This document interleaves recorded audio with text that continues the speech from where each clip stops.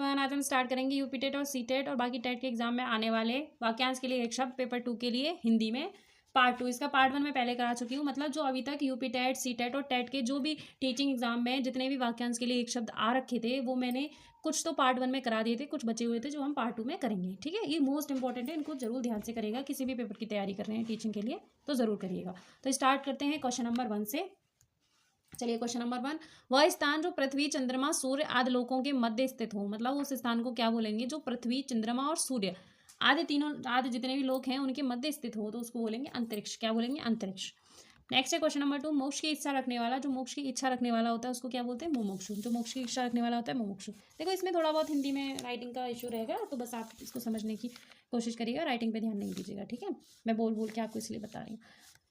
Text है, बलवान के अन्याय से उत्पन्न भय। जो कोई बलवान व्यक्ति होता है उसके अन्याय से जो भय उत्पन्न होता है उसको क्या बोलते हैं? आतंक। ठीक है, जिससे वशवर्ती करना कठिन हो, मतलब जिसे अपने वश में करना कठिन हो, जिसे अपने वश में नहीं किया जा सकता हो, उसको क्या बोलेंगे? दुर्जन या दुर्वा। ठीक है, नेक्स्ट, जो किसी पर अभियोग लाता हो। जो किसी पे अभियोग लाता हो उसको बोलेंगे वादी। ठीक है, जो किसी पे अभियोग लाता हो, किसी पे मतलब अभियोग का मतलब हो गया कि किसी पे, जैसे किसी की कोई शिकायत करता हो। जैसे जैसे मान के चलो कि कोई व्यक्ति है जिसके आपस में झगड़ा हो गया है कि जैसे एक व्यक्ति है राम का झगड़ा हो गया है श्याम से, तो दोनों का झगड़ा हो गया है राम का श्याम से। तो राम क्या कर रहा है? जाके पुलिस में कंप्लेन कर रहा है कि मेरा श्याम से झगड़ा हो गया है। तो जब राम श्याम की कंप्लेन कर रहा है पुलिस में जाके, तो वो क्या हो जाएगा? वादी। मतलब किसी का अभियोग ला रहा है, उसकी कंप्लेन ला के उसको बता रहा है कि इसने मेरे साथ ऐसा किया या इसने मेरे से झगड़ा किया, तो वो क्या कहलाता है? वादी। ठीक है, नेक्स्ट है तैरने की इच्छा।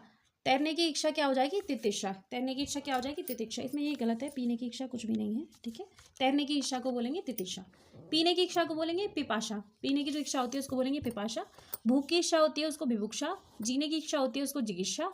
सांझ और रात के बीच का समय, मतलब शाम का और रात के बीच के समय को बोलते हैं गोधूल। ये तो आपने सुना भी होगा, गोधूल। ठीक है, गोधूल समय, गोधूल बेला। जिसका विभाजन ना किया जा सके, मतलब जिसको डिवाइड नहीं कर सकते, वो हो जाएगा अविभाज्य। जहाँ पहुँचना कठिन हो, जहाँ आसानी से नहीं पहुँचा जा सके, वो हो जाएगा दुर्गम।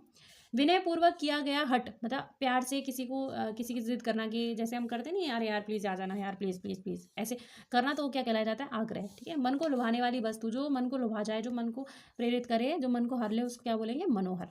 जिसका अनुभव किया गया हो, जिसका क्या किया गया हो? जिसका अनुभव किया गया हो, तो वो क्या हो जाएगा? अनुभूत। अनुभव, अनुभूत। जिसका ऋण लिया हो, जिसका ऋण लिया हो, जिसका ऋण लिया हो, जिसका ऋण लिया हो उसको बोलते हैं ऋण नाता। ठीक है, उसके बाद उचित, उचित से कम मूल्य लगाना। जैसे कोई वस्तु है उसका उचित से कम मूल्य लगाना हो जाएगा अवमूल्यन। ठीक है, और ज़्यादा लगाना अधिमूल्यन हो जाता है।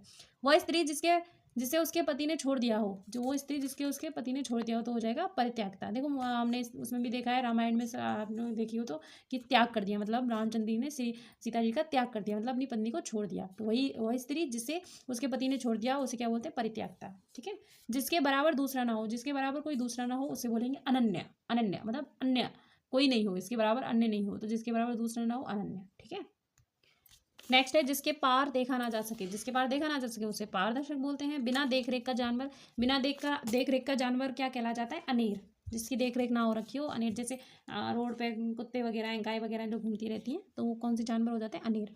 अगहन और पूस में पड़ने वाली जो ऋतु होती है, अगहन और पूस में जो पड़ने वाली ऋतु होती है उसको बोलते हैं हेमंत। और जो मनुष्य के लिए उचित ना हो उसे बोलते हैं अमानुषिक। जो मनुष्य के लिए उचित ना हो उसे बोलते हैं अमानुषिक।